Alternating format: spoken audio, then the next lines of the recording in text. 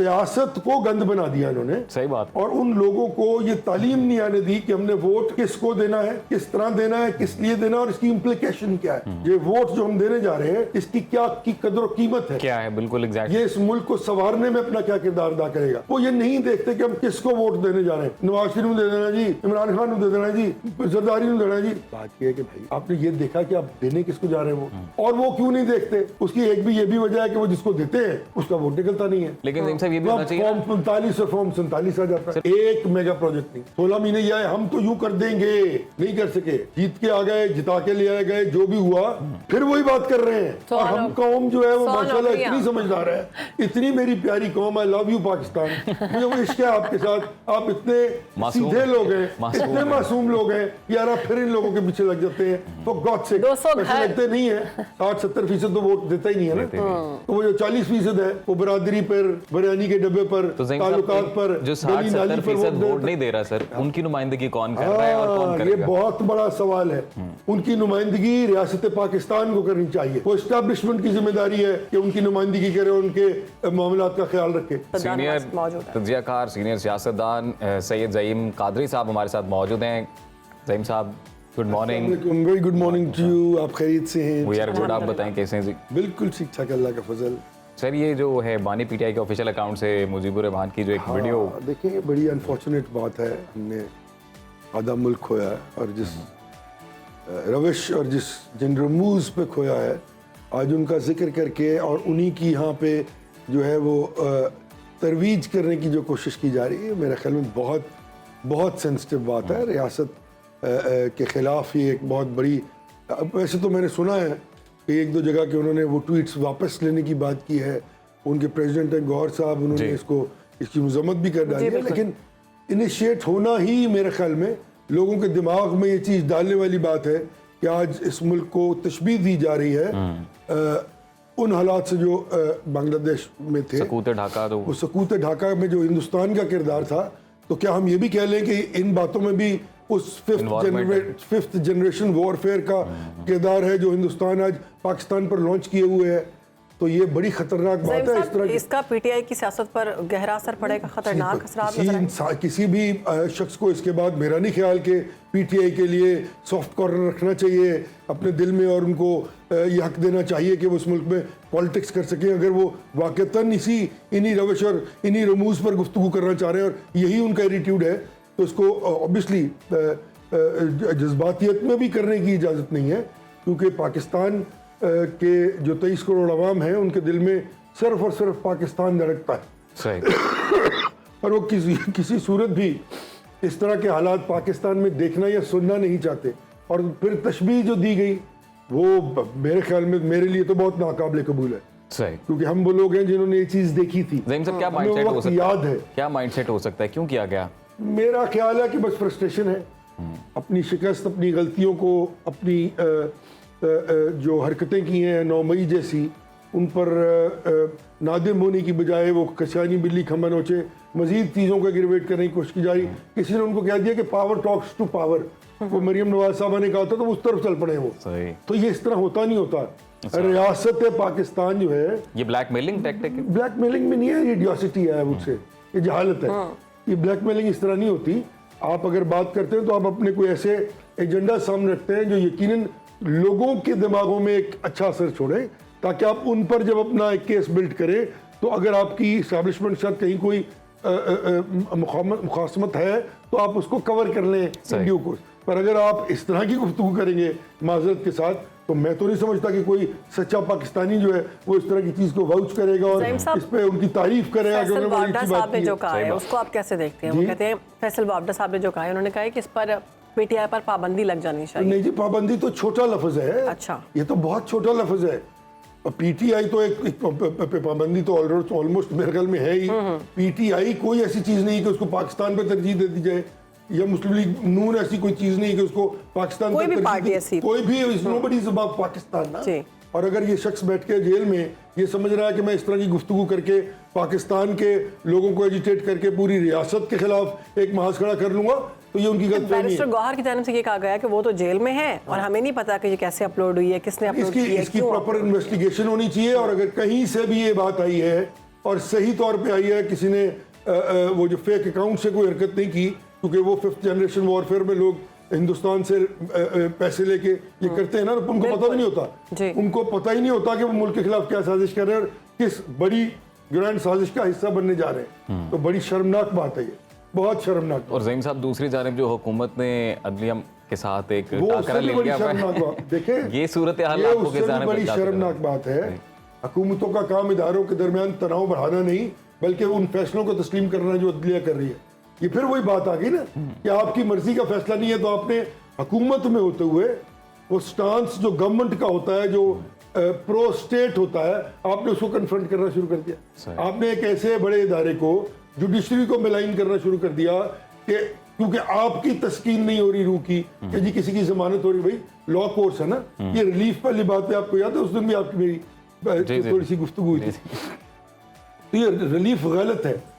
अदलिया के फैसले बिल्कुल कानून के मुताबिक, उन पर तनकीद का हक हासिल है आपको, पर आप ये नहीं कह सकते कि वो फैसले जानबूझ के रिलीफ दे रहे हैं, क्योंकि आपको जानबूझ के रिलीफ दे रहे हैं, क्योंकि ये आप और खास तौर पे अपोजिशन तो फिर ये बात कर सकती है, हुकूमत को तो ये बात जेब भी नहीं देती कि सर अगर जानबूझ के रिलीफ देने वाली बात की जाए ना, तो दूसरी जानिब फिर हुकूमत की जानिब से ये तासुर जाता है कि जानबूझ के उनको जेल में रखने की भी कोशिश की जा रही है, जिस तरह के केसेस बन रहे हैं। और तो क्या जो केसेस इनके हक में हो रहे हैं आज, जो इनके केसेस वापस हो रहे हैं नैब के, वो भी यही हो रहा है, वजीर आजम साहब के, और तो वो भी यही हो रहा है। फिर हम ये कह दें ना, वो ये कह रहे हैं पीटीए वाले, यार प्लीज हैव अ हार्ट, खुदारा इस मुल्क को अपनी मजमूम साजिशों से तबाह मत करें, अपने इक़्तिदार के लिए, अपनी ऑपोजिशन में अपना नाम, अपनी सियासत के लिए मुल्क को दाव पे मत लगाएं। तो ज़हीम साहब को लग रहा है कंटेम्प्ट ऑफ कोर्ट हो सकता है? होनी चाहिए, मैं कैटेगोरिकली कह रहा हूँ, बिल्कुल होनी चाहिए। आप किसी को जज को, ये जज के एक पोडियम है ना, एक निज़ाम है, उस निज़ाम को आप कह रहे हैं कि जी आप काली भेड़े हैं, तो यार ये तो कोई तरीकाकार नहीं, माजरत मेरी। तो सियासतदानों में भी तो काली भेड़ें हो सकती हैं, हो सकती नहीं है, मतलब काली भेड़े नहीं, वो वॉल है भेड़ों के। तो इन वॉलों को अगर कौम नहीं जान रही और किसी वजह से इस जमहूरियत को जो इन्होंने तबाह बर्बाद कर दिया है, और जो कॉन्सेप्ट डेमोक्रेसी का इस मुल्क में इन्होंने डाइल्यूट कर दिया है, और एक जिसको कहते हैं अपनी ज़ात की एक का सिस्टम क्रिएट कर दिया है, और वो जमहूरियत जो पूरी दुनिया में, खैर मेरी तो उससे भी डिसएग्रीमेंट है, काफी मानी जाती है, उसको तबाह कर दिया। जिस हालात से हम गुजर रहे हैं, मईशत का सबको पता है, आवाम जो है वो दिन रात रो रही है, मतलब बिजली के निर्ख बढ़ा दी गए हैं, शिद्दत की गर्मी पड़ रही है, ज़रूरियात ज़िंदगी को तरस रहे हैं लोग। इस सब में हुकूमत अदलिया खिलाफ महाज जो खुल रहा है, कितना खतरनाक। बात यह है कि ये सब मसले मेरे और आपके गरीबों के लिए जी, हम मिडिल क्लास के लिए हैं, हम तो यही बात लोअर मिडिल क्लास के लिए और लोअर क्लास के लिए। ये जो अरबपति खरबपति लोग हैं ना, उनको फर्क नहीं पड़ता। वो अगर उनके घर का खर्चा 2 करोड़ रुपया है, तो वो 2 करोड़ रुपया रोज का कमा लेते हैं, उनका इशू ही नहीं है। तो जब उनका इशू ये नहीं है, तो फिर उनका जो इशू है वो ये है कि जब हमारे पास इतनी दौलत है, हमारे पास पावर क्यों ना हो, फिर हम हर हीले वसीले से इस मुल्क के इक़्तिदार पे कब्जा करें। दोनों तरफ यही लोग हैं ना, एक ही तरह के लोग हैं, ये अरबपति खरबपति। 5 अरब रुपया तो चाहिए इलेक्शन लड़ने के लिए, तो जो जिसके पास 5 अरब होगा वही आ गया ना मैदान में, हाँ मेरे जैसे खड़ा होगा, तो फिर ऑब्वियसली वो पसीरा ही नहीं हासिल कर सकेगा, क्योंकि निज़ाम ही गलत है। तो क्या आम आदमी इलेक्शन नहीं लड़ सकता? नहीं लड़ सकता, लड़ेगा तो वो हार जाएगा बुरी तरह, वो तो घर से नहीं निकल सकता। आम आदमी 50 करोड़ रुपया कहाँ से लाएगा भाई? 5 करोड़ नहीं ला सकता, 5 लाख नहीं ला सकता शरीफ आदमी। वो यही पैसे अपने बच्चों में ना खर्च करे। तो टू स्टार्ट ऑफ आपको 5, 7, 10 करोड़ रुपया चाहिए, और उसमें गारंटी नहीं है कि आप इलेक्शन लड़ सकते हैं पूरा। तो ज़हीम साहब क्या हाल हो सकता है, कैसा सियासी निज़ाम हो सकता है? ये बात वही आ गई ना, आपको पहले, क्योंकि इन सियासतदानों ने एक ऐसी रजीम बना के रखी है 75 बरस में कि उन्होंने लोगों को ट्रेन नहीं होने दिया। उनको पॉलिटिकल सियासत को, हम कहते हैं ना बच्चा को बड़ा शरारती हो, तेज हो, यार बच्चा बड़ा सियासी है, तो सियासत को गंद बना दिया इन्होंने। सही बात। और उन लोगों को ये तालीम नहीं आने दी कि हमने वोट किसको देना है, किस तरह देना है, किस लिए देना, और इसकी इम्प्लीकेशन क्या है। ये वोट जो हम देने जा रहे हैं, इसकी क्या की कदर और कीमत है, क्या है, बिल्कुल एग्जैक्टली, ये इस मुल्क को संवारने में अपना क्या किरदार अदा करेगा। वो ये नहीं देखते कि हम किसको वोट देने जा रहे हैं, नवाज शरीफ को दे देना जी, इमरान खान को दे देना जी, जरदारी को देना जी। बात यह है कि भाई आपने ये देखा कि आप देने किसको जा रहे हैं वो, और वो क्यों नहीं देखते, उसकी एक भी ये भी वजह है कि वो जिसको देते हैं उसका वोट निकलता नहीं है। लेकिन ज़हीम साहब ये भी होना चाहिए फॉर्म 45 और फॉर्म 47 आ जाता है। सिर्फ पावर फिर निचले लेवल तक भी तो आनी चाहिए ना, ताकि जो गली मोहल्ले में लोग हैं जहाँ वहाँ पर इक़्तिदार जिनके पास है वो फिर आपस में एक हेल्दी वे में कम्पीट तो करके दिखाए ना, ताकि लोग तयन करें वोट की। इसीलिए तो पूरी दुनिया में जो 3rd ईयर ऑफ डेमोक्रेसी है, जिसको आप लोकल बॉडीज का, लोकल गवर्नमेंट्स का, उनके पास सबसे ज्यादा इख्तियारात होते हैं।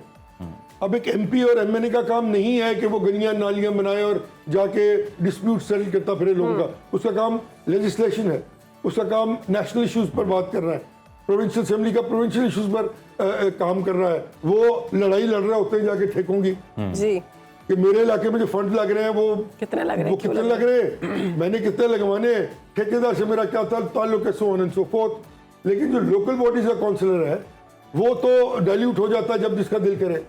कभी कोई आ जाता है नेशनल रिकंसिलिएशन ऑर्डर, क्या था वो मुशर्रफ साहब के जमाने में, फिर वो आ जाता है बल्दियाती निज़ाम, जो आता है वो उसको अपने तरीके से तब्दील चेंज कर करता देता है। अजीम ज़हीम साहब, हम ये देख रहे हैं कि अजीम भी मिक्स हो गए और ज़हीम साहब आप दोनों मिक्स हो गए। मुझे वो नवाज शरीफ साहब आ गए बिला मुकाबला पार्टी सदारत पे, लेकिन वो जब भी आते हैं वो पुरानी बातें करते रहते हैं। उनकी आगे नया कुछ भी नहीं होता, उनके लिए कोई फ्यूचर प्लान्स नहीं है। वो आवाम को यही बताते हैं कि मेरे साथ ये हुआ, अब बताएं अब क्या करना है आपने। देखिए नई बात है कोई नहीं ना, वो क्या बात करें, आप मुझे बताएं ना।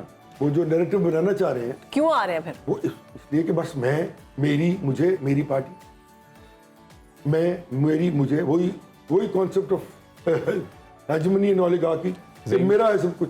ज़हीम साहब, एक अरसे से तो हमने जो सियासतदानों को देखा है, मतलब हम लोगों ने जब से होश संभाला है, हमने कभी नहीं सुना कि कहीं पे कोई हेल्थ की बात हुई है, कोई इन्वायरमेंट प्रोटेक्ट करने की बात हुई है, हुजूर, कोई ये एजुकेशन बात की तो बात तब हुई है। होगी ना कि जब इस मुल्क में पॉलिटिकल स्टेबिलिटी आएगी, ऑपोजिशन और गवर्नमेंट ट्रेजरी बेंचेस जो हैं वो बैठ के नेशनल इश्यूज पर गुफ्तगू करेंगे, तो फिर ट्रिकल डाउन इफेक्ट होगा ना नीचे तक। जब ये बात इस तक पहुंचेगी नहीं, वो तो बात करने के लिए तैयार नहीं एक दूसरे से। पार्लियामेंट्री डेमोक्रेसी जो अंग्रेजों ने बनाई थी और हमारे पे मुसल्लत करके चले गए हैं, उन्होंने ये भी कहा था साथ कि इसकी सबसे बड़ी खूबसूरती ये है कि you have to talk over issues. Exactly, सही बात है। वो कहते हैं टॉक टॉक फाइट फाइट, आप लड़ेंगे भी लेकिन आपने बात करनी है, हर एक से एक दूसरे नेशनल इश्यूज पर अपने कंसेंसस करना है, तभी तो उसके फवायद नीचे तक आएंगे। हमारी तो सर सियासत जीरो सम गेम बना दी, पार्टीज ने कोई सर्वाइवल का चांस ही नहीं किसी एक जमात के होते हुए किसी दूसरी जमात का। वो सारी अपनी जो ताकत है वो लगा देते हैं बस अपने सियासी हरीफ को साइड पर लगाने के लिए। उसको जेल उस नैब में डाल दें, उस पर केसेस बना दें, उसको अंदर कर दें, तो वो 5 साल गुजर जाते हैं। 5 साल गुजर जाते हैं, वो कहते हैं कि जी अब आगे हमें तो काम नहीं करना दिया गया जी, अगर वो 2 महीने पहले निकाल दिया जाए उनको। अब 12-14 महीने पहले खान साहब गए, आप मुझे बताएं 4 साल में उन्होंने क्या तीर चलाए इस कौम के लिए जो आज कौम के सामने होते। एक मेगा प्रोजेक्ट नहीं, 16 महीने ये आए, हम तो यूं कर देंगे, नहीं कर सके, जीत के आ गए, जिता के ले आए गए, जो भी हुआ फिर वही बात कर रहे हैं। और हम कौम जो है वो माशाल्लाह इतनी समझदार है, इतनी मेरी प्यारी कौम, आई लव यू पाकिस्तान, मुझे वो इश्क है आपके साथ, आप इतने सीधे लोग हैं, इतने मासूम लोग हैं यार, आप फिर इन लोगों के पीछे लग जाते हैं। तो गॉड से पैसे लगते नहीं है, 60-70% तो वोट देता ही नहीं है ना, तो वो जो 40% है वो बरादरी पर, बिरयानी के डब्बे पर, ताल्लुकात पर, जो 60-70% वोट नहीं दे रहा सर, उनकी नुमाइंदगी कौन कर रहा है और कौन करेगा? ये बहुत बड़ा सवाल है। उनकी नुमाइंदगी रियासत पाकिस्तान को करनी चाहिए, वो एस्टैब्लिशमेंट की जिम्मेदारी है कि उनकी नुमाइंदगी करे, उनके मामलात का ख्याल रखे। क्योंकि देखें आप जो पोडियम देखते हैं ना, पिरामिड होता है गवर्नमेंट का, जी। उसके टॉप के ऊपर जो है वो रियासती इदारे होते हैं। जब रियासती इदारे चशमपोशी कर लेंगे इन बातों से और कहेंगे ठीक है जी हमने तो दखल अंदाजी नहीं करनी, हमने दखल अंदाजी नहीं करनी, तो फिर क्या होगा? फिर ये लोग अपनी मर्जी से इस मुल्क को लूटेंगे भी, अपने बच्चों को, अपने दोस्तों को, अपने ताल्लुकदारों को नवाजेंगे भी, और गरीब आदमी के लिए कभी कुछ नहीं सोचेंगे। ज़हीम साहब, ये आपने बड़ी खूबसूरत बात की, रियासती इदारों को सियासत से दूर रहना चाहिए, 100% नहीं रहना चाहिए। वो तो खुद भी कई दफा कह चुके हैं कि हमारा सियासत से क्यों नहीं रहना चाहिए? एक नजरिया, एक सोच मुआशरे में भी ये भी है, जैसे अभी 9 मई के वाकयात को लेके अभी कल भी कॉन्फ्रेंस, कोर कमांडर कॉन्फ्रेंस हुई बड़ी इंपॉर्टेंट, और 9 मई के वाकयात के मामले में दोबारा जब जिक्र हुआ तो कहा गया जब तक माफी तलाफी नहीं होगी मामला आगे नहीं बढ़ेंगे। तो फिर सर एक अवाम में सोच ये भी पाई जाती है कि सियासी बयानात हैं ये, मतलब सियासत से क्या लेना देना, कि क्यों माफ़ी तलाफ़ी यहाँ से हो जब अदलिया जैसा इदारा मौजूद है? माजरत के साथ तो मैं माफ़ी तलाफ़ी इस तरह के मामलात में माफ़ी तलाफ़ी के खिलाफ, तो फिर ये कर लेना, फिर रोज़ ये 9 मई होगा, रोज़ माफ़ी मांग ली जाएगी और आपका जो हज्जा गसाई होगी और जो आपकी रियासत की रूह जो है वो कमज़ोर होती चली जाएगी इवेंचुअली, और बिखर जाएगा शिराजा इस पाकिस्तान का। यही शुरू हो जाएगा ना, फिर आप हर एक को माफ़ करते जाए, फिर आप माफ़ कर दें उन तालिबान को भी जो आके यहाँ टेररिज्म करते हैं और बम चला के लोगों को कत्लो गारत करते हैं, फिर आप सबको माफ़ करते आप जाए। कह रहे माफ़ी नहीं होनी चाहिए? नहीं, किसी की भी माफ़ी नहीं होनी चाहिए जो जुर्म करे यार। सही। ये कोई तरीकाकार नहीं है रियासत का काम। तो फिर सजाएं मिलनी क्योंकि चाहिए। जिसके साथ जुर्म हो रहा है, ज़हीम साहब, देखिए फिर ना, सजाएं मिलनी चाहिए। मजलूम जो है उसके साथ जो जुल्म हो रहा है उसका कोई तदारक भी ना हो, उसे माफ़ी वो स्टेट से ज़हीम साहब, मांग फिर ले सजाएं और घर मिलनी चले चाहिए, जाए। सजाएं मिलनी चाहिए ना। हर उस शख्स को सजा सजाएं मिलनी। क्यों नहीं मिल रही? अभी तो बहुत बड़ा सवालिया निशान है भाई, क्यों एक केसेस खत्म नहीं हो रहे हैं, क्यों आप डिसाइड नहीं कर रहे?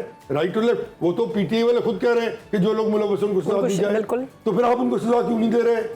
किधर इनकॉम्पिटेंस है, किधर कहीं नेपोटिज्म है, किधर सिफारिश चल रही है? इसका मैं तो रियासत नहीं हूँ, इसका रियासत ने इसको ढूंढ के निकालना है कि कहाँ पे चीजें जो है वो खराब की जा रही हैं। तो ये बड़ी डेंजरस बात है।